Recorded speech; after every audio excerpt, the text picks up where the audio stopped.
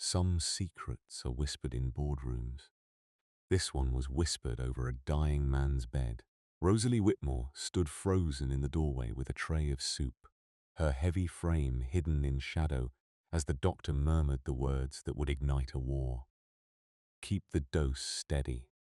By Christmas, the old man's heart fails on its own.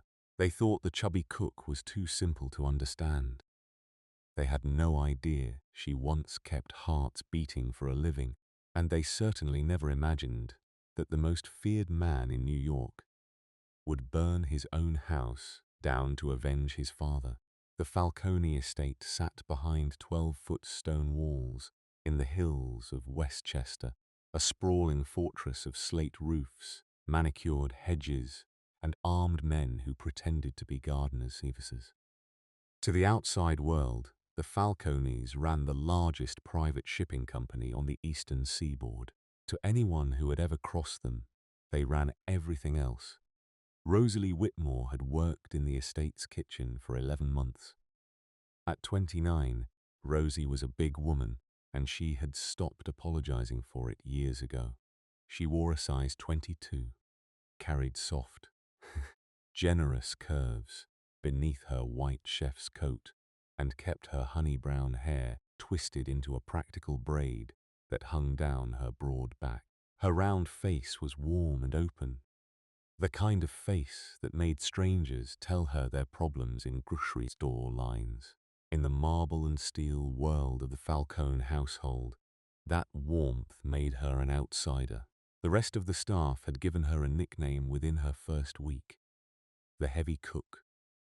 They said it behind her back in the laundry room, in the staff corridor, never realizing how clearly sound carried through the old servant passages. Rosie heard every word. She kept chopping, kept braising, kept her head down. She had survived crueler rooms than this one, because before Rosie ever picked up a chef's knife professionally, she had spent 6 years as a cardiac intensive care nurse at one of the busiest hospitals in the Bronx. 6 years of 12-hour shifts, coding patients at 3 in the morning, reading heart rhythms the way other people read street signs. 6 years that ended the night an understaffed unit lost a patient, and the hospital needed someone expendable to blame. The administration chose the quiet, fat nurse without a lawyer in the family. They took her career. They left her the student debt, $81,000 of it. So Rosie did the only other thing she had ever loved. She cooked. And when a discreet staffing agency offered triple wages for a live-in private chef at an estate that ran background checks deeper than the FBI's, she signed without asking questions. In her experience, questions were a luxury for people who didn't have loan payments. She cooked for 30 hardened men who never thanked her. She cooked for a granite-faced house manager named Mrs. Petrov, who inspected her trays like crime scenes. But mostly, 3 times a day, she cooked for the man in the East Wing, Vittorio Falcone. Vittorio was 71 years old, silver-haired and dying. The retired head of the Falcone family spent his days in a hospital bed with carved mahogany posts, watching cardinals fight over the bird feeder outside his window. The diagnosis, delivered by the family's trusted physician, was congestive heart failure, progressive, irreversible, a matter of months. He was also the only person on the entire estate who was kind to her. Rosalia, he would rasp, butchering her name into something Italian and affectionate the moment she pushed through his door. Finally, real food. That doctor wants me to die bored as well as sick. She made him cassio e pepe with the salt scrubbed low and the pepper defiantly high. She made him minestrone the way he described his mother, making it in a 2-room apartment in Palermo. He told her stories that were obviously 70% lies and 100% wonderful. And without ever discussing it, the dying king of the New York underworld and the heavy cook became friends, which is why Rosie noticed what the doctors never expected anyone to notice. It started small. Vittorio pushed his lunch away one Tuesday, complaining that chicken tasted wrong, that everything tasted wrong, that his stomach rolled like a ferry in a storm. The next week, he squinted at the bird feeder and grumbled that the light had gone strange. Everything has a yellow halo, Rosalia, like looking at the world through cheap champagne. Rosie's hands went still over the tray. Nausea, loss of appetite, yellow-tinted vision, halos around lights.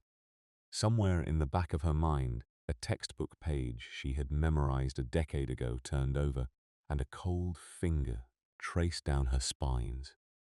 Those were not the symptoms of a failing heart. Those were the symptoms of digoxin toxicity, a heart medication, ancient and effective and lethally unforgiving, building up in an old man's blood. She had spent 6 years watching for exactly this poisoning in her ICU patients, because the line between a therapeutic dose and a fatal one was thinner than a strand of angel hair pasta. It could be a mistake, she told herself. Doctors miscalculated doses. Kidneys weakened, drugs accumulated, levels crept up. It happened, but it kept happening. The next evening, while Vittorio dozed and the male nurse stepped out for a cigarette, Rosie did something that could get her fired or worse. She set down the dinner tray, slipped 2 fingers against the thin skin of the old man's wrist and counted. 48 beats per minute. Slow, far too slow. Then she turned the medication chart on the side table toward the lamp and read it the way she had read 1,000 charts before. The dose made her stomach drop through the floor. It was nearly double what any sane cardiologist would prescribe for a man Vittorio's age with Vittorio's kidneys. And the blood work section, the page where the lab should have been tracking his digoxin levels every single week, was blank. No levels drawn in over 2 months. That wasn't sloppy medicine. Sloppy medicine forgets once. This was a door deliberately left unlocked. Interesting bedtime reading. The voice came from the doorway, low and smooth and edged in frost. Rosie spun around, the chart still in her hands, and felt the air leave the room. Dominic Falcone filled the doorframe the way a storm front fills a horizon, the sun. The current head of the family, the man the staff only ever discussed in whispers, the man who flew between New York and Palermo and Marseille and left quieter cities behind him. He was 36, tall and broad-shouldered, wearing a midnight blue suit that had been cut for him by someone who understood exactly how dangerous he was. His dark eyes were his father's eyes, minus 70 years of warmth. Mr. Falcone. Rosie's voice came out steadier than her knees. I was just. You were reading my father's private medical chart. He stepped into the room, unhurried, and closed the door behind him with a soft click that sounded louder than a gunshot. Hands off the chart. Step away from the bed. She set the chart down. She did not step away from the bed. Your father's heart rate is 48, she said. Dominic stopped. Whatever script he had prepared for interrogating a snooping cook, that was not in it. Excuse me. His resting heart rate is 48 beats per minute. He's nauseated, he's stopped eating, and he's seeing yellow halos around lights. The words came out of her in a flood. 6 years of clinical training shoving 11 months of keeping her head down out of the way. Those are textbook signs of digoxin toxicity. The dose on that chart is dangerously high for a man his age, and nobody has drawn his blood levels in 9 weeks, which in a cardiac patient on digoxin is either gross negligence or... She stopped herself 1 syllable too late. Or, Dominic repeated. His voice had gone very quiet, and somehow the quiet was worse than shouting. He crossed the room with that silent, deliberate grace, and stopped close enough that she had to tilt her head back to hold his gaze. Finish the sentence. Or someone wants it that way, Rosie whispered. The silence stretched. On the bed beside them, Vittorio's chest rose and fell, slow and labored.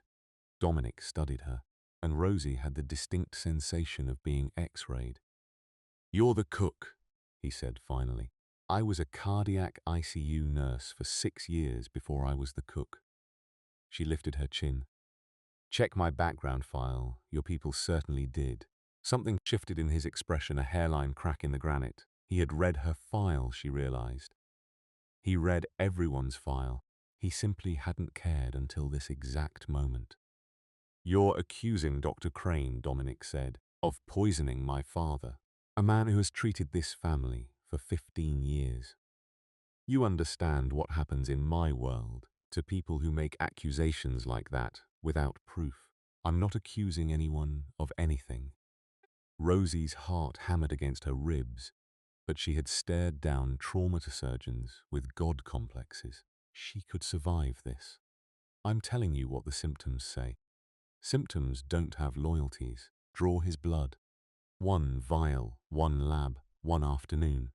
If the level comes back normal, fire me tonight, and I'll carry my own bags to the gate." For a long moment, the most dangerous man on the eastern seaboard looked at the heavy cook in her stained white coat. "And if it doesn't come back normal?" he asked softly.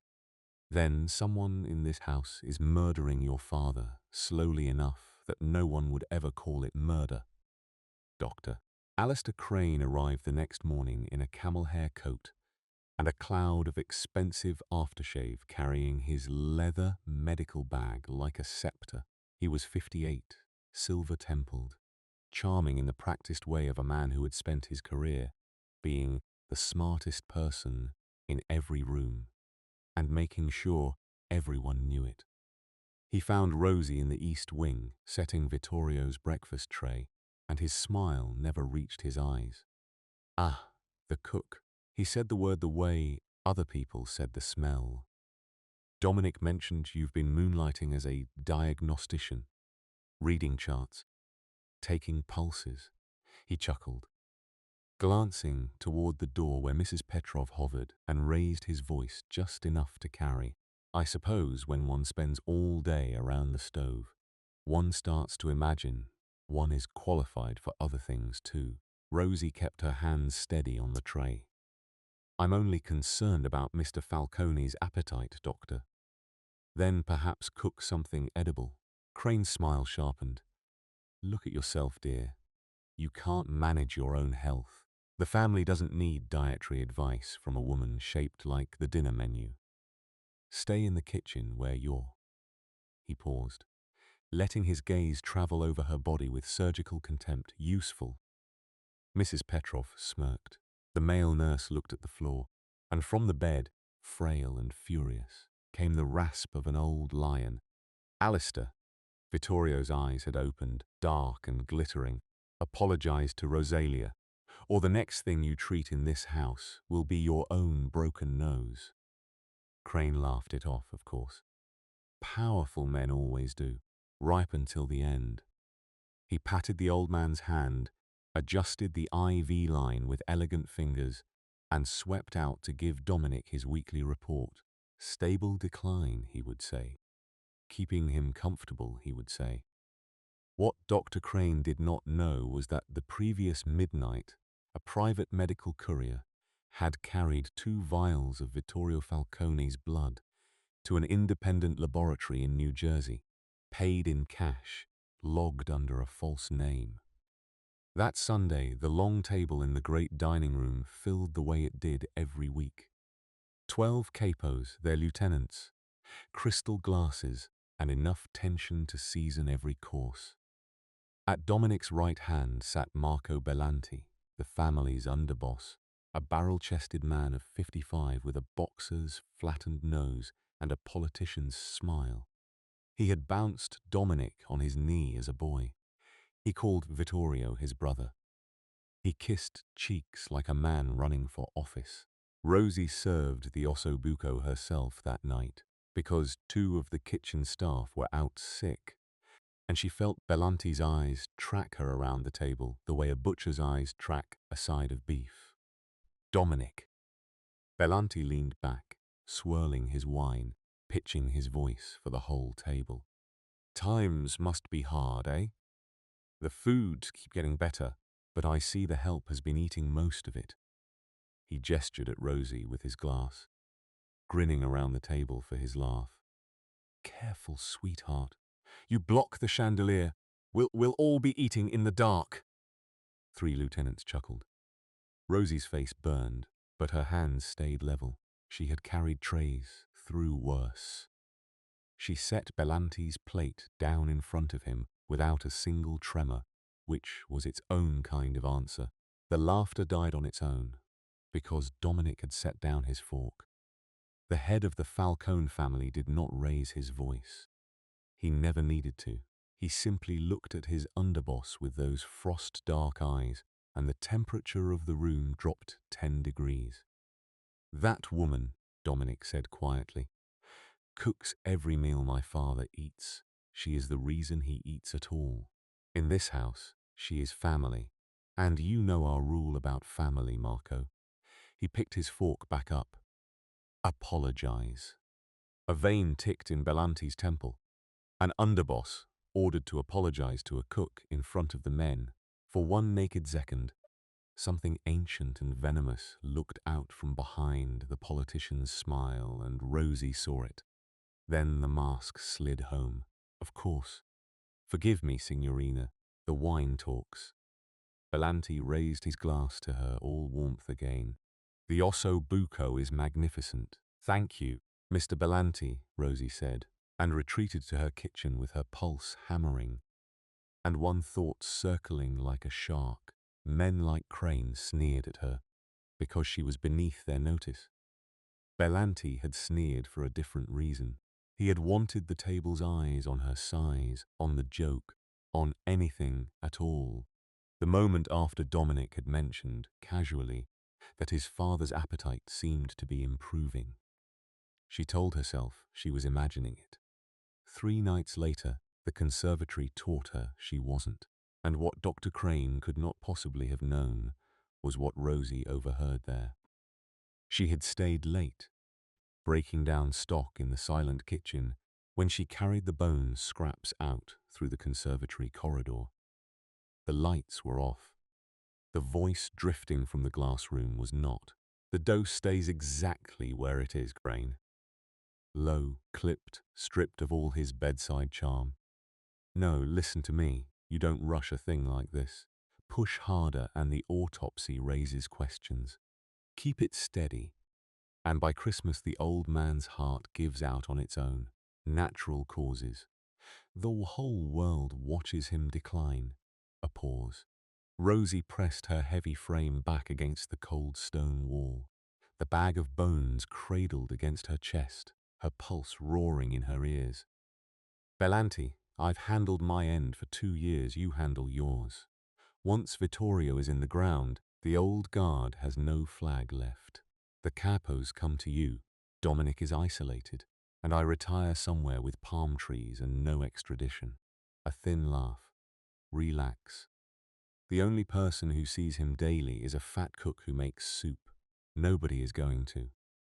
Rosie did not hear the end of the sentence because she was already moving, slippers silent on stone, her mind moving faster than it had since her last code blue. Belanti, Marco Belanti.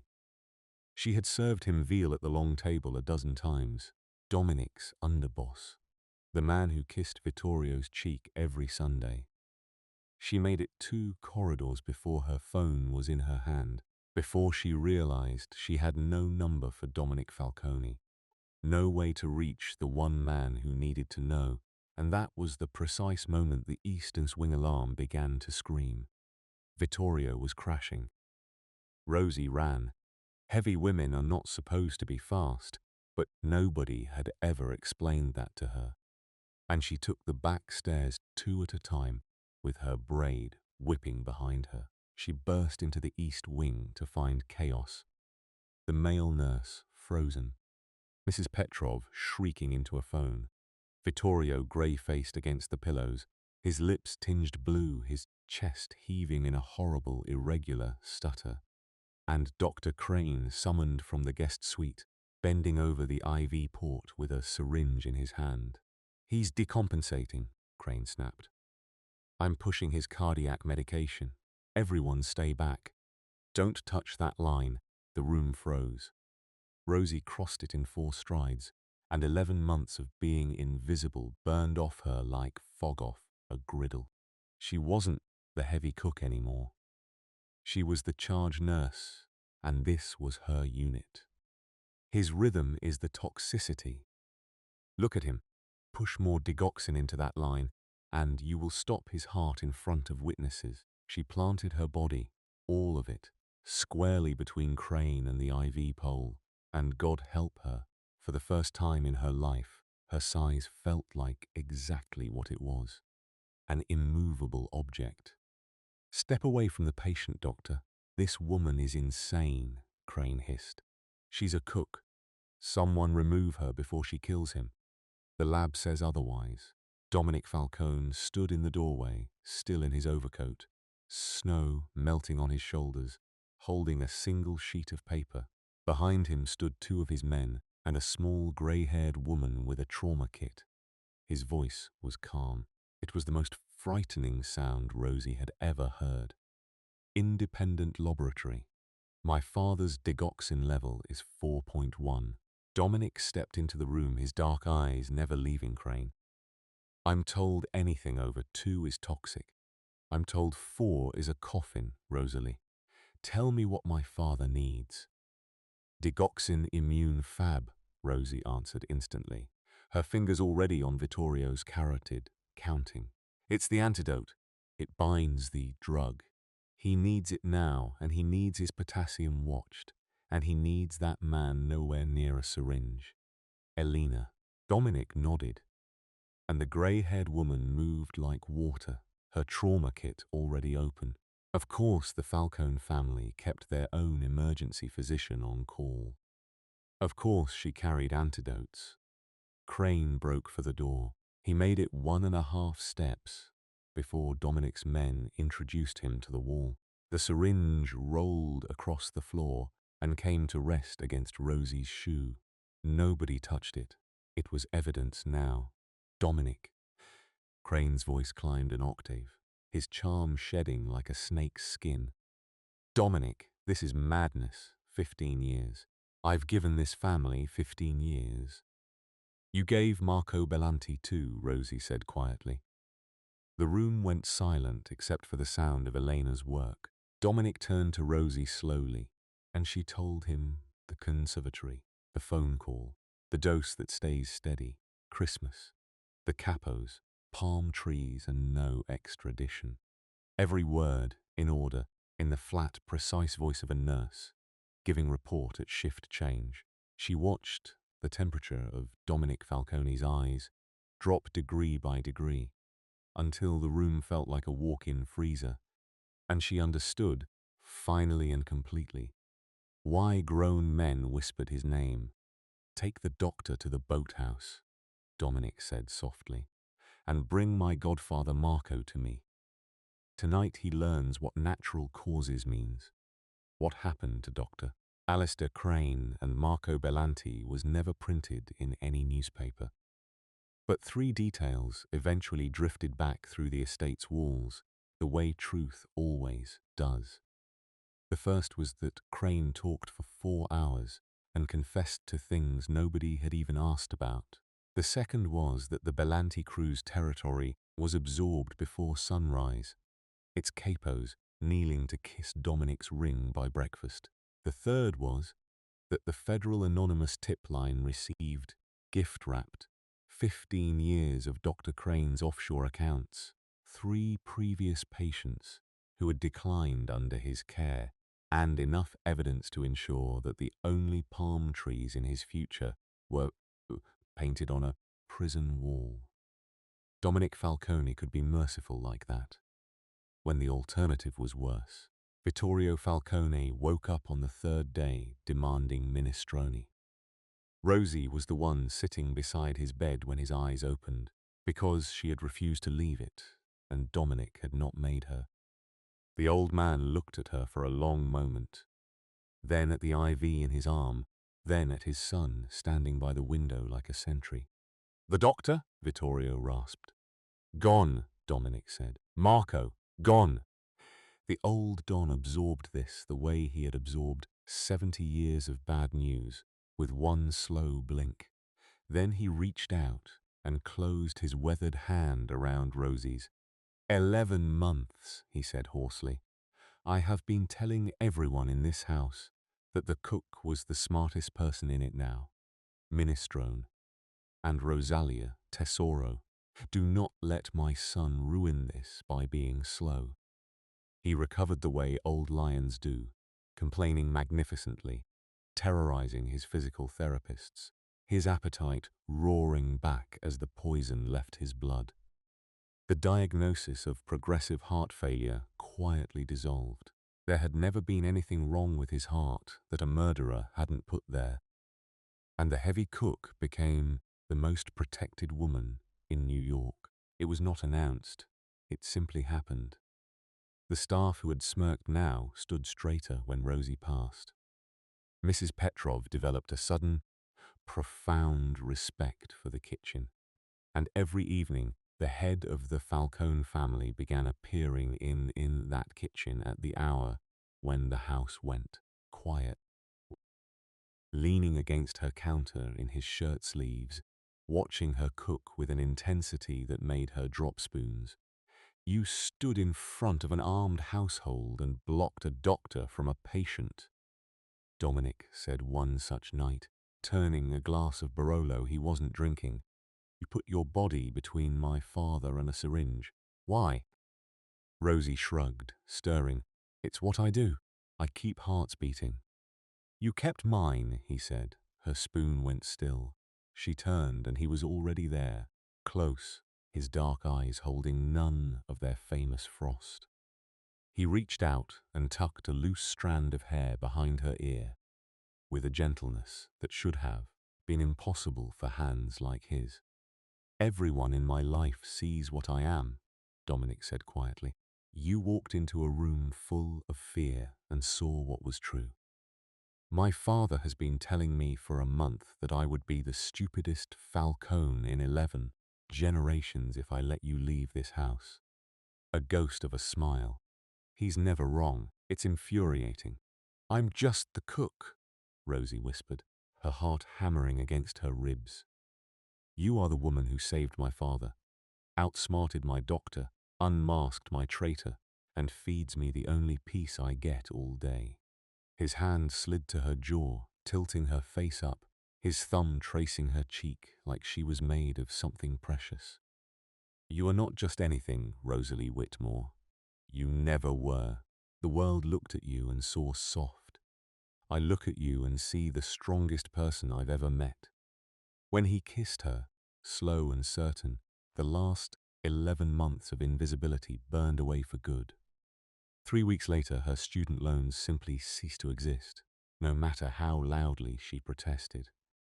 3 months later, Vittorio Falcone walked unassisted into the great dining room, took one look at his son's hand wrapped around the cook's, and laughed until he cried. And the following autumn, the estate behind the 12-foot walls hosted a wedding where the bride wore custom ivory silk that celebrated every curve. The groom looked at her like she was the only thing in New York worth protecting. And the father of the groom ate 3 helpings of everything. They had called her the heavy cook. They had called her too simple to understand. But Rosie understood the only things that ever mattered. That poison hides in trusted hands. That real strength doesn't always look like the movies. And that sometimes the person everyone overlooks is the only one watching closely enough to save a king. What a journey, from a mocked kitchen outsider to the beloved queen of New York's most powerful family. Rosie proved that true worth has nothing to do with a dress size and everything to do with courage when it counts. Do you think Dr. Crane and Marco Bellanti got exactly what they deserved? Or did they get off easy? Drop your thoughts in the comments below. If you loved watching Rosie's brilliance, save the day, and win the Mafia boss's heart, smash that like button. Share this story with a friend who loves an underestimated heroine. And subscribe with the notification bell on, because we have more thrilling Mafia romance dramas coming every week. See you in the next story.